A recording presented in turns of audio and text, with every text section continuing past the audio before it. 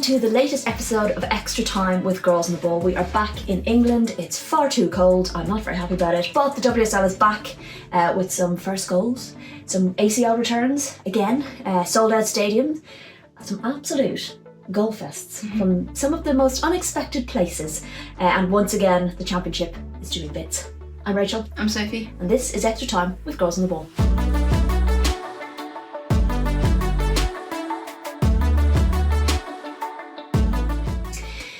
Okay, thank you so much for joining us once again. No guests this time, I'm very sorry.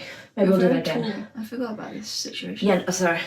I'm going to sit up straight as well, and then you have to sit up even straighter. My back's sore. Don't forget, guys, to make sure you're subscribed if you're not already on your podcast apps or on YouTube, so you don't miss an episode. We've got plenty coming up because March is a very busy month. And like and comment too if you want to, and get in touch on all of our socials. We are at Girls on the Ball. We've got loads to look at. On today's episode, we're going to be touching on all of the WSL results, not too many surprises, really, the championship standings, and a look ahead to both the Conti Cup semi-finals and the FA Cup quarter-finals, because they're coming up this week. And Sophie, of course, you're going to give us your moment of the week. I have an idea. I think I might know what it is. I think it's going to be everyone's moment of the week. So yeah, let's get into it. I'm chilly. Are you chilly? It's cold. It's cold, isn't it? It's kind of like affecting my breath. I sound like I'm out of breath because I'm like trying to keep myself warm. We are not turning on the heat like many people because it's so expensive. Okay, let's run through the results of the Barclays WSL this weekend. We had the Saturday game was Manchester City 2, Everton 1, Buddy Shaw, Lauren Hemp and Hannah Bennison on the goal sheet there. Someone actually predicted that in our Instagram post with the goal scorers as well and the results, which I thought was pretty impressive. Arsenal 1, Tottenham 0.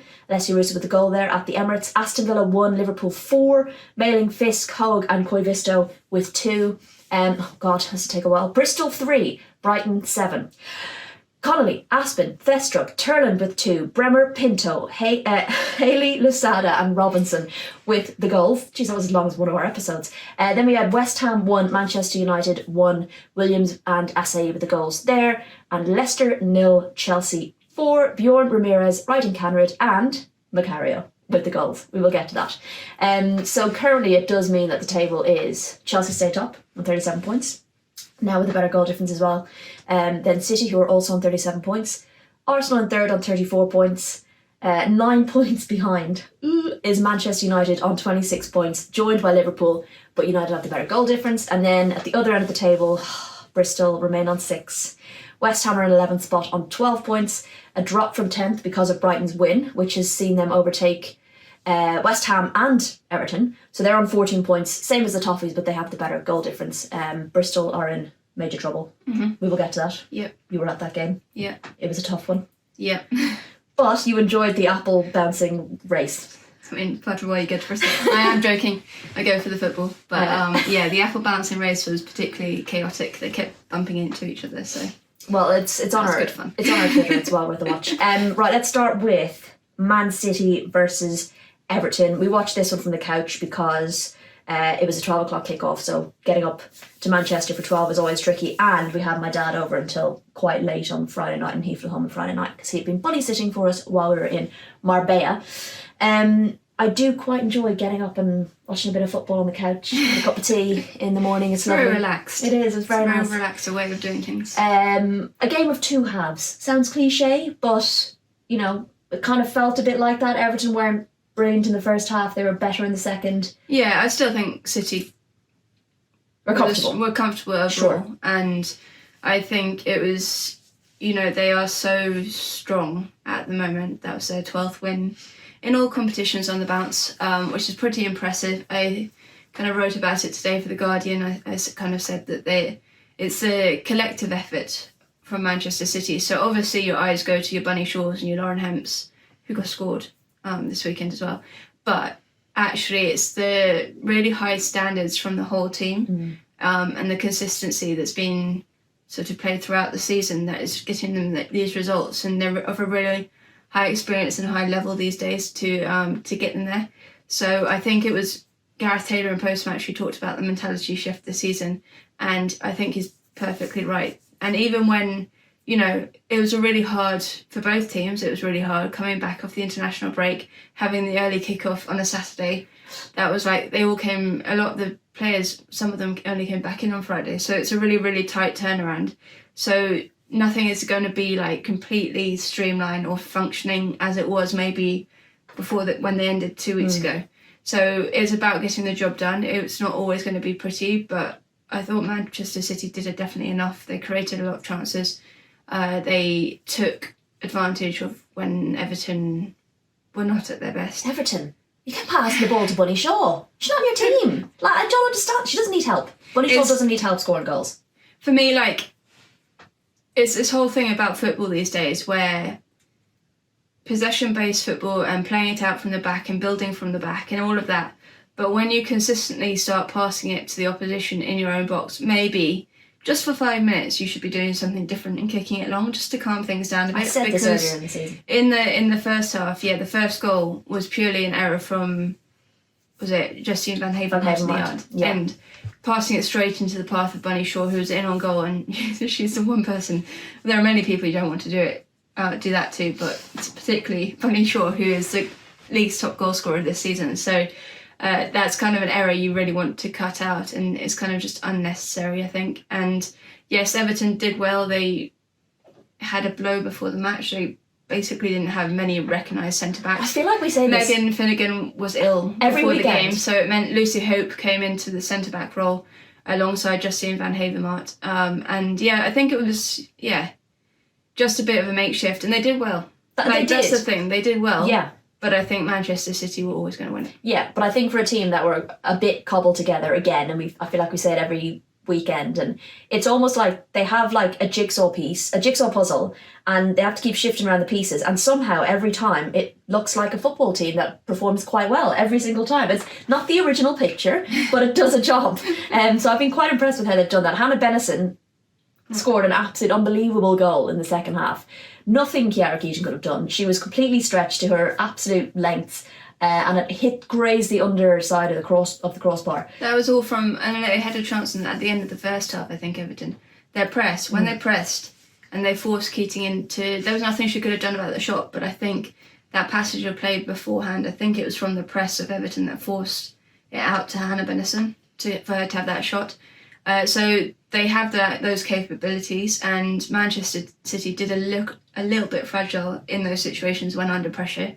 And maybe if it was a team with a more potent attack, they might have been penalised a couple more times. But it was a really good strike from Hannah Bennison. Well, hat tip to Manchester City's collective effort, as you say. And also what it meant was that they kind of had the pendulum, I guess, swung into their favour briefly because they had the first match. They went ahead of Chelsea in the table, and it meant that the pressure then swung back to Chelsea to ensure that they won on Sunday evening. It also meant for Arsenal more pressure. They can't slip up, and that was the next game on Sunday, the early kick-off at the Emirates.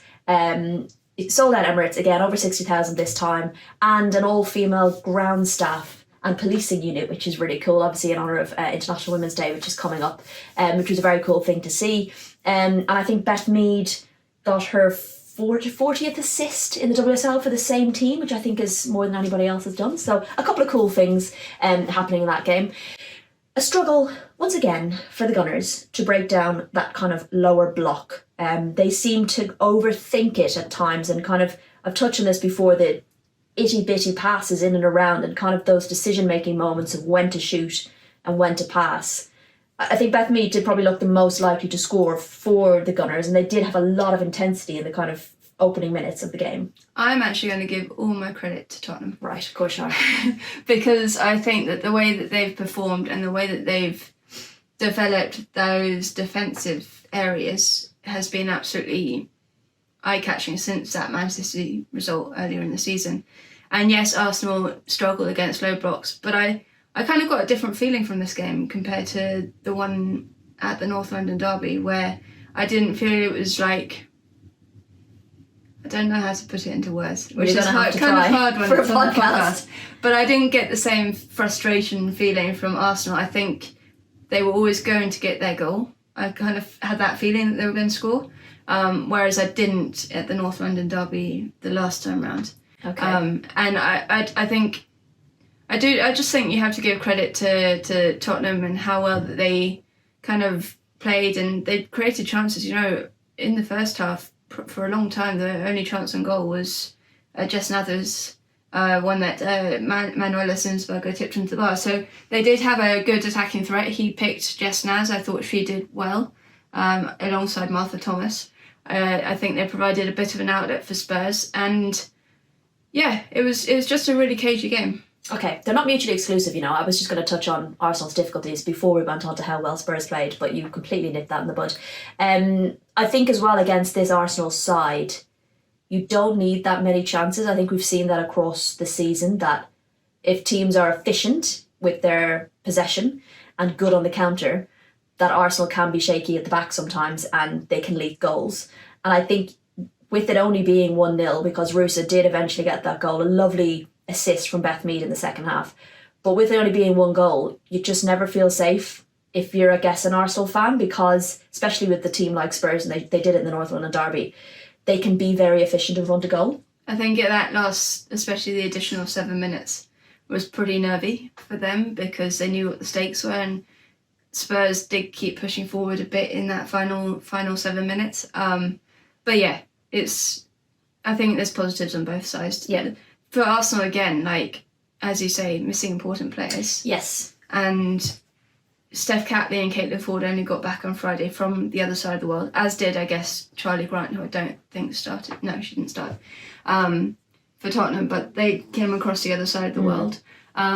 Then you're missing Chloe Lacasse, Sabrina D'Angelo, Emily Fox as well. So Meadham is out. Katie McCabe was in that right back role again. So yeah, it's they had to adjust to the situation that was ahead of them, but it's good to see Victoria Pelova back. Yes, absolutely. So yeah, a good day all round, I guess, for Arsenal more collectively. Important for them that they, in order to stay in this title race and want to have any chance of it, they literally just can't drop points. So a 1-0 win is a win all the same. They still get the 3 points. But another impressive performance, I think, from Spurs. And I think that's important, you know, getting their defence right. And we spoke about this on our live on Sunday morning about how they're kind of doing things in stages. And it's good to see that this is paying off. Okay, over to Aston Villa 1, Liverpool 4. I don't think I was expecting such a dominant scoreline for Liverpool. I thought it would be a bit of a closer affair. However, we know Aston Villa are struggling a little bit with injuries and available players. Rachel Daly serving her final game suspension. Leon away with the Gold Cup, who stepped into that number 9 role. Obviously Lucy Staniforth out, Lucy Parker's still out. Laura Bryn-Kilda-Brown gone. So, you know, we were aware of that, and I think we'd seen an impressive performance from them against Spurs before the break, but it didn't really come together this time around, and Liverpool are very organised. They are, and Aston Villa actually won the possession. So they had more possession than Liverpool, but Liverpool created a bit more than them, and they were just more clinical with the stuff they created. I mean, I think they only created like 3 more shots than Aston Villa, but they were just way more, as I said, clinical with it. And I think, you know, we mentioned it again in our live on Sunday about Sophie Roman-Hogg. She has such a directness to their play. She got on the edge of the header for a second goal, but she just gives them a real focal point up front, and it allows Liverpool to be so, like, they know there's always someone there who will leap and win the ball, essentially. So it gives them a real outlet. I really also thought that the left side was really good. So Jasmine Matthews, Matt Beard talked about it pre-match about how Taylor Hines has been injured, and Taylor Hines has been almost consistent for them before she got injured. She's played almost every game, I think, and captained them. So it was quite a hole to fill down that left side, and Jazz Matthews came in, and I think she's done pretty well. She got 1.5 assists. The one of them was literally tipped into the air by Van Donselaar, but I would give it to her because it's a really good cross. But I think that just shows the kind of productivity that she can provide. And then down the other side, you had Emma Koivisto coming in with 2 goals. Yeah. And at one point, one goal, well, the one that DVD tipped into the air was Matthews to Koivisto, I think. So it was, a good performance from the fullbacks. A good performance from the fullbacks. It shows what Liverpool can do, and when they're in flow, they can do pretty well. Aston Villa struggling again defensively, which is a bit of a theme this season, I think. You have a quote here that says, "I set the team up to play in a way that the pitch wouldn't allow." It's Kyle Ward. She was taking responsibility for the loss. She kind of said she set them up wrong. But the pitch wouldn't allow. Both managers mentioned the conditions. I think it was a really rough pitch. Okay. It's a leveler. Yeah, it was a leveler, yeah. But so Carla Wood is trying to, I think, take the heat off her players somewhat and take ownership of the loss. Sure, I can understand that. It does mean Liverpool are now tied on points with Manchester United, which is very exciting. Very impressive. Makes that fourth place all the more interesting, that little race for it. Okay, we do have to move on to Bristol 3, Brighton 7. A difficult day at the office, so for Bristol. A wild game. They were down 2-0. They got it back to 4-3. And then everything just went tits up. Yeah. What happened in the kind of... Well, okay, let's talk about the match first. And then we'll talk about the final, like, injury time where everything just fell apart. I honestly don't know what happened in that second half. And well, let's talk about the first half. They didn't start great. Brighton scored 2 goals very early. So actually, like, the performance and the results, I feel really weird saying that because I don't think the performance deserved a 7-3 loss from Bristol. They were very intense in their press. They created a few chances, but they were just so lax defensively that when Brighton did create chances, and they created a few, don't get me wrong, but they were able to make them count. And whereas Bristol were always sort of not quite there on the ball at the other end of the pitch, and it was like a half inch from them to scoring a goal or making it a real chance. So that was kind of the difference in the first half. And they did go, when they went 2-0 down, I was like, oh no, this is the end of it for them. Like, it was just, their heads were down, I think, at half time. They didn't really know what to do. The 2 goals in the first half, it just left Turland free at the back post for the first goal off a corner. And then they were so slow to react to the rebound from Pauline Bremer's shot. Pauline Bremer took a shot, hit the post, and then Pauline Bremer just literally ran through the whole defence to turn home the rebound. And that's kind of like that, Lauren Smith called it afterwards, defensive naivety, I think. And it's not about, she said it wasn't about young or old, or like, it was just being generally naive, and that's not to do with age, it's to do with their mentality or the way they were thinking about things. What's frustrating is that we're like, 2/3 of the way through the season. Bristol have had to do a lot of defending this season, so to still be in those situations where you're slow to react is quite infuriating, because yes, it may be down to experience, but you are experiencing a lot thick and fast in this league, and then to still be kind of making those mistakes will be quite frustrating. They got it back to 4-3. We all thought potentially the comeback was on, or a draw, and then it was such a pendulum of a second half, because Bristol came out, scored immediately, a lovely free kick from Megan Connolly, by the way, so take a look at that. Then it looked like they were going to be mounting a comeback, and then Brighton scored again. Turland again off the corner. 3-1. Well, a second ball off the corner. And then Bristol were like going gung-ho for it, got back to 4-3. They so almost scored to make it 4-4. And I was literally like, that was it. That should have been a goal. And they were in ascendancy. And then suddenly they just dropped off a little bit. And Brighton got back into the game. And then those 3 goals, I think in like 6 minutes from the 89th minute to the end of injury time, were just a killer, and they just completely switched off on a lot of them. That's the thing, like, and that's the most frustrating thing I think for Lauren Smith as well, is that switching off and that falling asleep at the back when you have to be at your best. You know, you're 4-3, you're in the game, you have to be excellent at absolutely everything you do, otherwise it's going to get away from you again, and it just ran away from them. A difficult post-match interview for you to do. I think it's another nail in the coffin, I think, for Bristol. You know, especially with West Ham getting a point, it puts them 2 wins out of reach, if you know what I mean. At least before it was a win and then, you know, drop points or whatever. But for it to be 2 wins now out of reach, it just, it's not looking good. Lauren Smith was crestfallen, I think would be the word. That's what I got from crestfallen and frustrated. And angry. And I think she knows that they are going to need a miracle from here to stay up. Like, that was pretty much... I think if you're losing... I've seen crazier things happen in football, honestly, but I think that is one leg into the championship for them. I think losing these matches in itself is bad. Losing to your title rival, your relegation rival, or the one that's closest to it, is bad enough. But to lose in that manner, Yeah. if you're letting them score 7 goals against you, what are other teams going to do? Do you know what I mean? Because Brighton aren't exactly known for scoring loads of goals. I would just clarify it a little bit in that they were missing big players as well, and they basically had no one off the bench. So, like, they had a lot of youngsters on the bench. Naomi Lozelle, who's been their stalwart at the back, not in. Jamie Lee Napier, not in. Abby Harrison still injured as well, and for Bristol they absolutely need those players. If you're fighting that kind of battle. It makes your life a lot harder when you can't look to the bench and go for anyone that has more experience than a teenager. It's kind of hard. Okay, I was keeping an eye on that and getting updates from you while I was doing West Ham Manchester United. A game I was looking forward to because I've seen West Ham draw with United before, and we've seen United batter them earlier on this season. So it was kind of a hard one to call, especially since West Ham have been improving, still inconsistent, but equally United have been inconsistent this season as well. I thought United were really good in the first half. High press, high energy, good ball recovery, a combination of good ball recovery and West Ham just giving them the ball. I think that was really frustrating.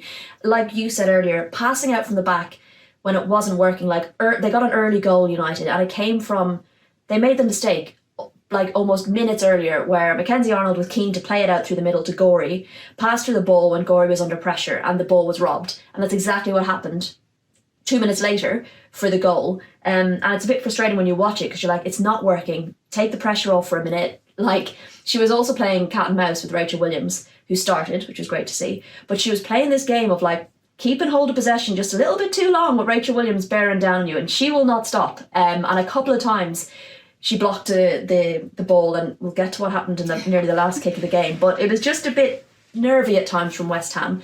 But I did think Manchester United had a good first half, and I thought they deserved to go in ahead. The second half, West Ham came out really well. I actually thought they edged the second half, arguably. I thought they looked the most threatening for most of the half. I thought towards the end, I thought United were going to get it. But it was a superb goal from Asai from back to front, like a real team effort and a beautiful finish. And I want to give them a shout out for celebrating right in front of me. It was like they were coming to my camera. They actually stepped off the pitch. They were so close I had to lean back. But I got some really good shots of that, and I was one of the very few photographers actually over that side of the pitch. But it was a wonderful goal. Check out the photos on our Instagram. And then at the end, Mackenzie Arnold, in injury time, played that little game again with Rachel Williams. And Rachel Williams blocked it again, and the block started heading goalwards. Williams got to it first before Mackenzie Arnold. And I'm sitting there going, that's it, that's the game won for United. She's won it at the death. I'm pretty sure the fans behind the goal thought it too. And she put it wide. Of all of the people that you would think might miss a chance like that, and there are a few that you think have it in their armoury, you would not put that on Rachel Williams. Of all of the people, you would put your house on her scoring that goal. And she missed. And the Skinner derby ended 1-1. And I think probably a fair reflection. I don't think Mark Skinner believed that. Mark Skinner thought they absolutely should have won the goal. But I think for the effort that West Ham put in the second half, they were good for the point. So you gave Rhiannon Skinner a bit of a chuckle with your Skinner derby. I did. I made a stupid joke when I was interviewing her afterwards. I said all eyes were on the North London derby when actually the excitement was at the Skinner derby, and she was just a bit like, all right. So that was awkward. I do have awkward moments with managers right before the interviews when they're standing there and the cameraman's like working on the light and the sound, and I'm just like, you don't want to start talking. Well, it's much better than me, who just sort of like fidgets awkwardly. So well, it's like when Jonas Idol always points out my coat, and then I try and have a bit of banter with him about it because it's a Swedish brand coat and it just falls flat every time. But anyway, we shall move on to the final game. I made a break for it across London to try and get back for this. Watched a good portion of the first half on my phone with spotty signal on the tube, and then got the second half at home. Somewhat disappointing from Leicester. I thought they had a good kind of opening 30-35 minutes with opportunities that you cannot miss against a team like Chelsea. I thought Chelsea weren't quite up to speed straight away, although literally the first kind of 30 seconds of the game they took off towards goal. I think it was Guro Wrighton with a chance like really early on, and I thought, uh-oh. But Leicester very much grew into the game, really putting Chelsea under pressure. The goal will be a frustrating one, the first goal, because it came from a corner. It just wasn't cleared. Like, just defenders just fanning about in the back. Just clear it. Don't try and pass it. Just clear it. Anyway, Natalie Bjorn managed to somehow loop it into the goal. The first goal for her as well for Chelsea, which is very exciting. Soon to be eclipsed. Then Ramirez, who was looking so dangerous and must have been doing the heads in of the Leicester defenders because she was running rings around them and probably should have had a penalty earlier on. She nicked the ball in her own half. Was it Sam Tierney? Who was it? And she just took off down the pitch. No one could catch her. Rounded the goalkeeper, slotted it home for her first league goal for Chelsea. So Natalie Bjorn's first goal maybe a little bit eclipsed. Both of them. Ramirez, though, can we just say seem to be eclipsed? Say how well she's settling in. Bloody hell! And it's not perfect, and I think we've seen that as well. Like, you look back to the City game when they lost. And things aren't perfect. It's going to take a bit of time for that communication and relationships to build and form. And certainly in 6 months' time, it will be much better than it is right now. But the way that she has made her mark already on this league, she is so strong. She is so fast. I wouldn't want to be facing up against her. And on the turn, when she turns you, you're done for. Yeah. Like, there's absolutely no chance you're getting her back. So. I think she's incredible. She'll have to develop some of I think it was pointed out in post-match yesterday as well. Passable. Some of those, it's that relationship piece, isn't it, with the rest of her team, and knowing that she can't always just go for goal herself. She has to pass it to take the options that are available to her, because there are equally good attackers on either side of her for Chelsea. So it's going to have to be learning how to play with them. But yeah, incredible. Yeah, like her. Emma Hayes will be delighted with how quickly she settled in, and they've got a player that puts the fear of God into defenders. Yeah, I think when you have that, doesn't matter if she's not scoring every game, she's making them nervous. If that allows other players to step up in that, there was a moment where they're at Chelsea where I think it was when Johanna Wright and Canada scored. They were so focused on Ramirez coming in that it gave that space, and I think what was frustrating after the first goal is Leicester seemed to just drop back. It was almost like they're like, right, we don't want to concede again before half time. They kind of took their foot off what they'd been doing, which is pushing Chelsea back, and it ended up ended up conceding again right before half time, which would have been really annoying and really frustrating for Willie Kirk. It changes the half time talk. Chelsea looked even more dominant in the second half, and added to the score sheet through Wright and Canada. A lovely chop back. It was a really nice goal from her. And then, of course, we had a lovely moment where Katerina Macario came on. It was a triple substitution, I think, was it? And she came on, making her return after over 600 days. She last played football, kicked a ball in 2022 Champions League final. And she came on, and 6 minutes later scored a bloody goal. I think it was Emma Sanders who tweeted, there's some really romantic moments in football, and they're very special when they do happen, and it's one of those moments where collectively, regardless of allegiance, it's a really nice moment. I think everyone was just happy for her. Yeah, we were still getting over that she was getting on the pitch, never mind. But also we all know, and we've all read, and we've all seen the journeys of all of these players who have suffered ACLs, and we all know what a horrible injury it is, and you can be someone like Beth Mead and it's still horrible, but you get back in 10 months, 9 months, or whatever it is, and hit the ground running. Or you can be someone like a Macario, and it can take 20, I can't add up how many months that is, but nearly 2 years. Yeah, nearly 2 years, 24 months almost, to get back running. And it really is a unique injury to each person that suffers it, and it takes a lot of time on your own in a gym. And when you're a footballer, you're built for a team sport. You're not built to... Especially joining a new team. You're not built to train on your own in the gym. That's not why you play football. You play to be the best, but you play to also be in a team and be amongst your teammates. And to not have that for so long, I think it's just really special. But especially coming to a new team injured, it makes it even harder to build those relationships. But a very special moment. The delight in the rest of the team was lovely. And we saw post-match Emma Hayes, her delight when she scored, and going over to Shan Massey Ellis on the sideline being like, you could see in her mouth being like, 600 days she's been out kind of thing. She was delighted with the player that she's leaving Chelsea with, and delighted with the player she's going to get to play with at the United States as well. So definitely a very nice moment. It was a post-match interview when she was like, I'm leaving Chelsea with a world-class player, and USA have one too. And she did a little smirk, and I was just like, Emma. Right, okay, let's move swiftly on to the championship results. We had Lewis 2, Sheffield 1, so big result for Lewis. Reading 1, London City Lionesses 2, Blackburn 2, Durham 2, Sunderland 1, Southampton 0, and Birmingham versus Watford was postponed, which is going to be frustrating because, stay with me now with the table, we've got Sunderland on top with 34 points, 17 games played. Crystal Palace on 30 points with only 15 games played. Southampton on 30 points, but they have 17 games played. Charlton on 30 points with only 15 games played. And then Birmingham 26 points with 15 games played. So still very tight in that top 5. Watford are bottom of the table still with 12 points and 15 games played. Lewis 11th, 13 points, 16 games played. Reading 10th, 15 points, 14 games played. And then London City Lionesses and Sheffield above on 16 and 17 points respectively. So the weather is causing chaos in this league and ensuring it stays exciting right to the very end. It was pretty exciting yesterday because at one point Lewis got up to 10th. Reading were winning, and then London City scored 2 quite late on, I think. I think there was an Emma McCandy goal, a rarely cited thing, to turn it around for them and get them on up the league a bit. So yeah, huge weekend. Another one. I think Southampton will really struggle now that they've lost to Sunderland.